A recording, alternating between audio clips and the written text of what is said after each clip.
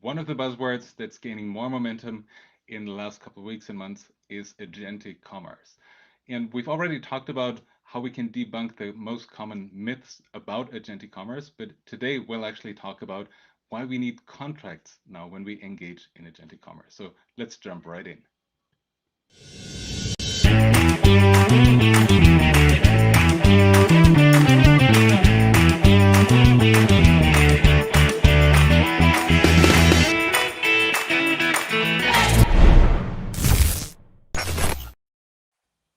Hello, hello. Welcome back to another episode of What's the Buzz, where leaders share how they have turned hype into outcome. Today, we'll talk about why agentic commerce now needs contracts and why we need contracts as individuals when we use agents. And who better to talk about it than someone who's spent their entire career in the customer experience space? Nitin Badjatia. Hey, Nitin, thank you so much for joining. Thanks, Andreas. It's great to connect on this as well as reconnect, generally speaking. Yeah, Reconnect's actually good, right? We've spent quite some time together at SAP while we were still there. Now we're both independent. And not too long ago, we touched base and we said, hey, there's so much happening in this space, whether it's CX or now also agentic AI. Wouldn't it be good to compare notes and share what we're each seeing? So that's why we're here. But maybe, Nitin, for those members in the audience who don't know you quite as well as I do, can you share a little bit about yourself, who you are and what you do? Sure. Professionally, I've been in the enterprise software space for almost 3 decades. Ended up in software almost by chance, ex-banker actually, in institutional banking, not the cool, investment banking side, but doing, global syndicated risk and things like that.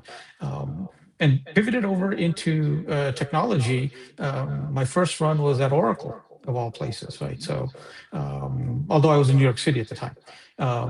Oracle, and then I was called by a company you might have heard of called Siebel Systems to come over. Again, not out here in California where I'm based out, but in New York City, all in the financial services practice, and slowly meandered through that world, and eventually left and went into knowledge management, which was, I would call, a precursor to AI, in the sense that we were using machine learning algorithms all along. In fact, in the customer service space, we used to call them case-based reasoning.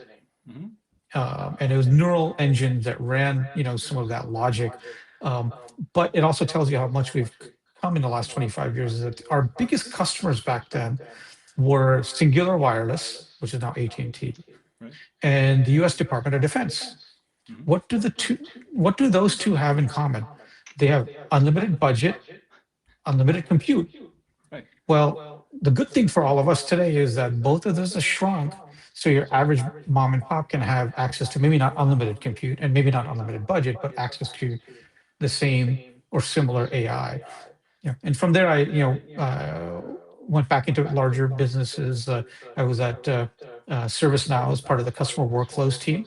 We built a fantastic product there, great success.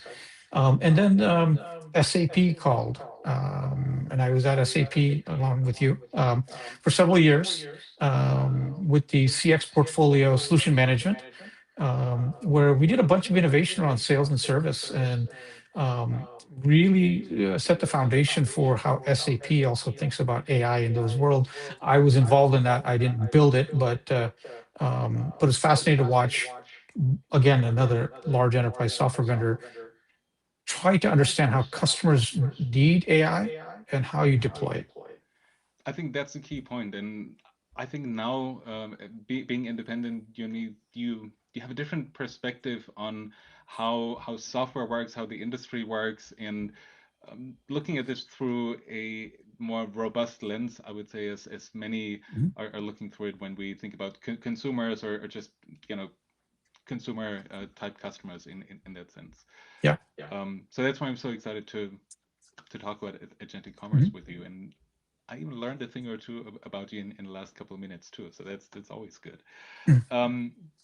But hey, in good old fashion, why don't we kick it off with a little question in a little bit. Sure. So I at least told you as much that This is the usual icebreaker. So let's see. Question is this. When I press the buzzer, you see this sentence here. If AI were a color, what would it be? And to make it a little more interesting, you have 60 seconds on the clock. So here we go. Okay. So thinking about AI and the black box that it largely is to most people, and it just came to me. There's an obscure color. It's a proprietary color called Vanta Black. It is considered the darkest black ever invented. So it's visible, but it doesn't reflect light. And so I've seen Vanta Black painted out on a BMW, and it gives you the weirdest feeling because you can see that there's a physical car there, but you can't see the contours and the reflections. And I think that that's what AI is. I mean, at this point, it's like Vanta Black. Okay, so you can't see the reflections, but it's definitely there, right? For sure. Yeah. I love that answer. I've heard many different variations in responses to what color should it be, or do you think it is even to rainbow? But this shade of black, that's something new. Yeah. So when you free up, ask your favorite LLM about Vanta Black. It's very interesting. Awesome, fantastic.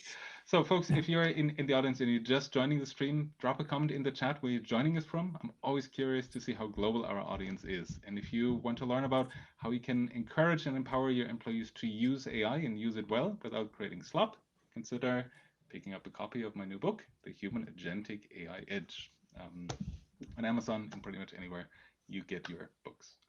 So with that out of the way, let's see. There's so much happening.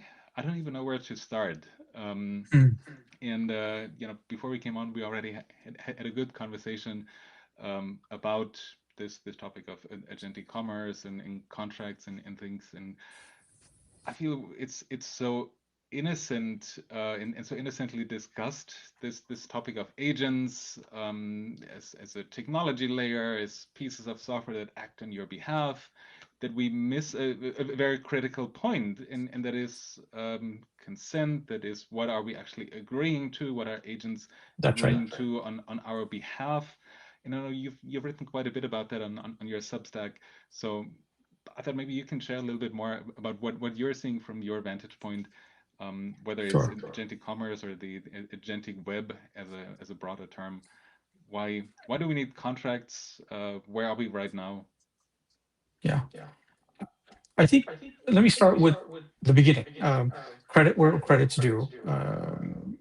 Throughout my career in enterprise software, we've always built some very successful businesses, had success with our customers.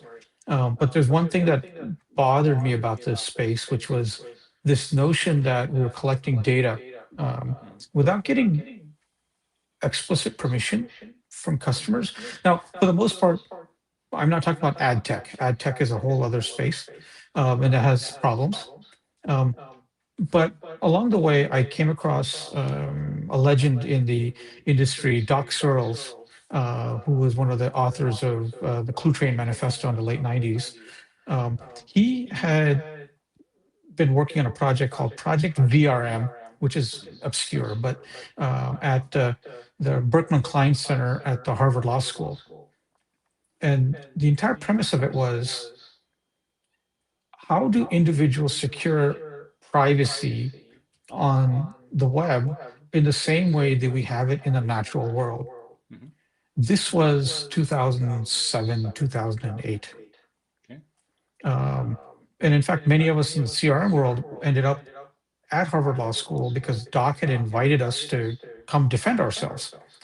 And I joke with Doc nowadays that we all showed up with our pitchforks in hand to say we're not the ones causing the problem.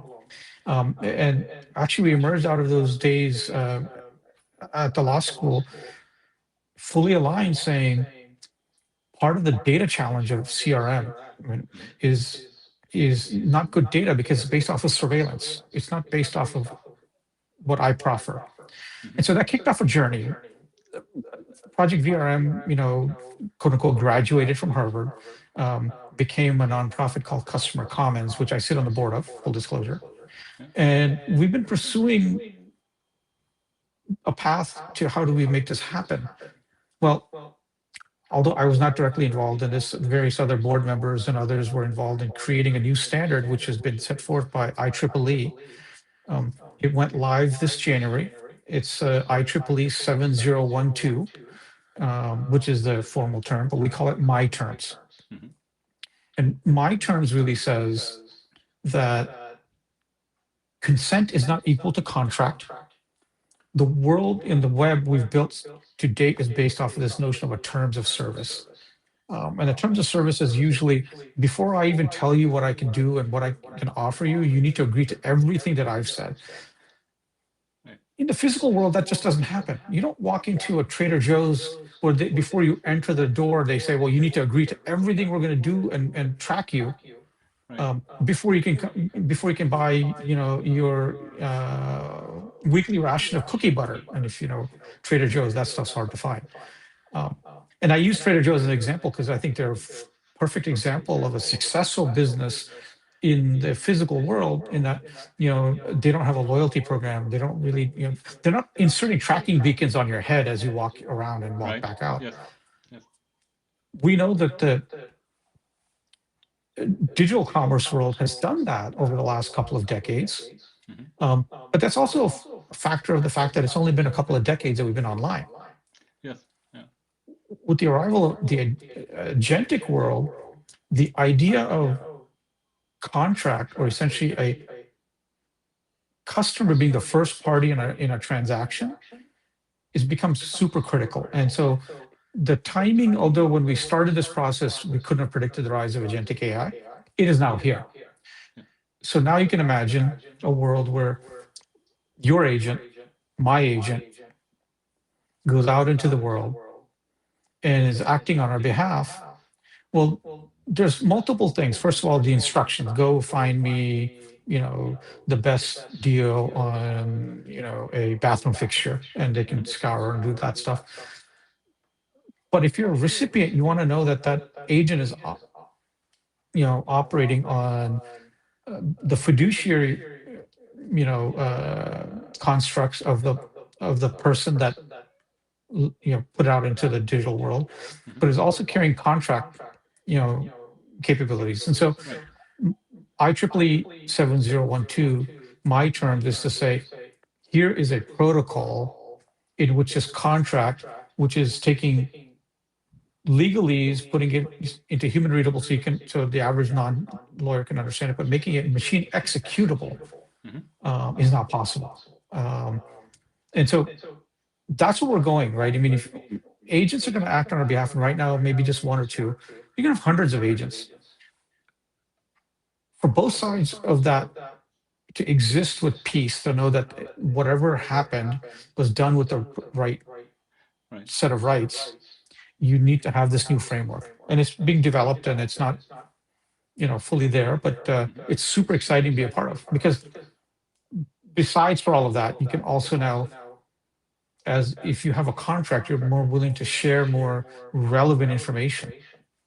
So I think that gets really interesting because when was it? I think last year, OpenAI started partnering with PayPal, started partnering with Walmart. A couple of weeks ago, I got a marketing email from Starbucks that I can now order my latte via ChatGPT. A couple of weeks ago, I think OpenAI said, "Hey, we want to learn more about your banking and your financial assets, so we can advise you if you have questions." So there's more and more of these seemingly little steps that add to a much fuller picture, where I can clearly see that whether it's consumers or it's businesses to businesses, in the near future, transacting with the help of agents. We've had this vision for quite a long time. You have these agents that organize your travel, whether it's business travel or it's travel for leisure.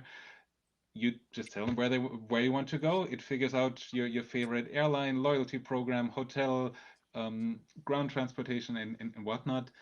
And while some of that still seems futuristic, some agents can do it already, but certainly when they act on your behalf and you end up with a ticket that's twice the amount you're willing to pay for or would have paid for if you executed it yourself, it gets hard to dispute it when an agent acted on your behalf. So things like the my terms that you mentioned seem to become more and more important and critical there. That's right. And it's think about it as the equivalent of a financial receipt, right? So when you go buy something, you get a receipt handed back saying this is what transacted. Yeah. My terms is the legal receipt to say this is what we agreed to. Mhm. And what we're proposing is that a nonprofit or a neutral party, such as Customer Commons, where I sit, or elsewhere, have standard contracts that you can then say, this is the contract I want to have for my day-to-day interaction. This is a contract that's a little bit more complex. In the same way that Creative Commons does for artistic work today. Right. Yes. That's interesting. Yeah.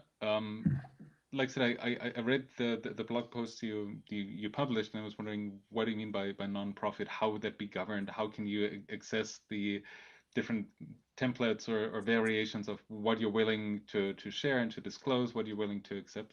But something like the Creative Commons, that's a good analogy. That makes sense. In fact, it was Creative Commons that inspired Customer Commons, our initiative. And in fact, Doc says that Larry Lessig, who was the champion for Creative Commons, actually told him to go down this path. And so this is the path that we pursued. So, question for you though, what is the incentive for vendors to play along, to adopt the standard, to adopt the protocol like this, when, like you said, there has been this surveillance type data gathering in inference going on for a couple of decades.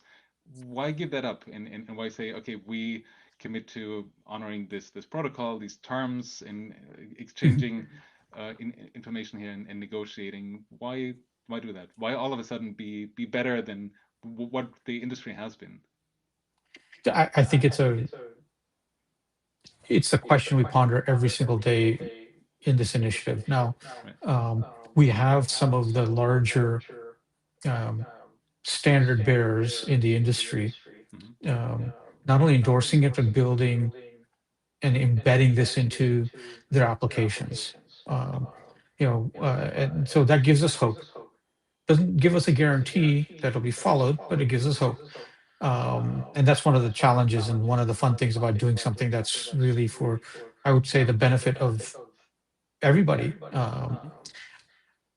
I frame it this way from my CRM CX lens. The ultimate challenge of executing value for customers is understanding the context that the customer uses your product or service. Mhm. A surveilled customer is less likely to share context Yeah. than one that has been that has reached a mutual contractual arrangement. In the same way that you mentioned, OpenAI and others now working with the big financial institutions. Um, I'm not willing to share my personal savings and strategy with anybody who says they're a financial expert. No, I want a certified financial planner, somebody who's reached a high bar. And then with them, I'll say, look, here's where my savings are. This is what I prep for my teenagers, college years, and so on and so forth. Yeah. Um, that bar should be the standard in the digital world because it is in the physical world. You don't walk into, again, Trader Joe's Right. and go pay for your cookie butter, and then they ask you about your spouse and and what they did last night and and all that stuff. It's just Sure. it's downright creepy. Right. Yeah. you know Um, so another thought that comes to mind there, in the physical world, when you have a contract, whether it's on paper or a PDF or a DocuSign or something, there's usually a back and forth. There's some redlining. You're more involved in the process, or maybe your legal representation is. what does it look like when two agents are comparing these terms, and how do you ensure that they still act in good faith for Yeah. for their respective party that they are the proxy for? I think that answer will depend on, to be very honest, geographic and political Hmm. constructs that you're operating in. Um, the efforts around my terms in Europe are taking shape in a very different way because, as the old adage goes, the US innovates and Europe regulates. They're starting with the regulation, working their way down. Sure. Yeah. And lots of good things to be learned there. Yeah. I think, like all security, vigilance is going to be required, and as the first sets of agents carrying the protocol Hmm. are going to get out in the world, we'll learn and we'll develop. And the goal is that you have, an agent that's acting on your behalf with an evolving of, obviously AI is going to be tuning that agent over time as well. Right. Yeah. So a couple of years ago, I read one of the popular negotiation books that was published through Harvard Business Review. Now, Mhm. only I remember what the title was, but it was one of the ones where basically the premise is think win-win, grow the pie, don't Yeah. be so set on your own um, on your own position, and don't think win or lose, but think win-win. So in this sense of win-win, when these agents negotiate terms and say the vendor says these are my terms, your agent says this is what I will agree to, do you see a like different levels of what an individual or what another contracting party is willing to accept, to say this is the high bar where we'll start, Mhm. but this is the minimum that I need to have guaranteed. Otherwise, I'm not going to Yeah. agree at all. So some different variations of this. Yes. Uh, Mhm. what the standard proposes today, in its early days, are five presets, templates of terms today, right? Simple. The basic one is called SD base, or essentially service delivery. In other words, I transact with you, you transact with me, and we're done. You're not capturing any additional data. It's like walking into a Trader Joe's and offering cash. Right? Yeah. You have the product, you leave. Um, we where we are today in the digital world is on the exact opposite extreme. You end up a random website to buy something, and because they put cookie trackers all over their website, they will follow you potentially forever, Hmm. and you never agree to that or assume you agree to it, right? Hmm. And so I think, there's an evolution that will happen, and the negotiation process, it'll be interesting to see how it evolves. um, there's active development underway to build those interaction buses, Hmm. um, but we will arrive at a workable equilibrium, and you have to start somewhere. Starting somewhere. That's probably a good last question before we wrap it up. But what do you recommend? Where should organizations start looking at this? Who even in the organization should familiarize themselves with this new standard? Um, and Yeah. what are some of the first steps that they should take? So you can go to the IEEE website and download the standard, which is the IEEE 7012, and probably good reading for an insomniac. Um, we have simplified that with a website called myterms.info. Hmm. And that's really for the layperson to understand what's being built. The first working tools are emerging, and the plan is to put that links to those, because myterms.info is agnostic. It's not Yeah. promotional in any which way, Hmm. except to promote the fact that Yeah. the It individual exists, right? Yeah. should have a contract, or have more rights on their own identity and data information than they do today. Fantastic. Um, So what would you say are the key three takeaways that you would want our audience to take away from our conversation today? We've covered a lot of ground, from Yeah. contracts and consent not equaling contracts to what the standard looks like, where to find it, where this is today, where this is going. What should people take away? So I think the number one is not to obsess about the technology, um, to think about how your real world physical interactions happen in a day-to-day basis and how simple it can be Mhm. and why it's become so complex in the digital world, even though it's supposedly convenience.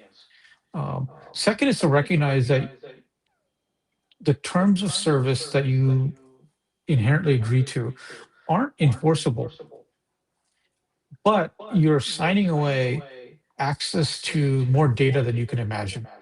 Mhm. Um, and the third, which is kind of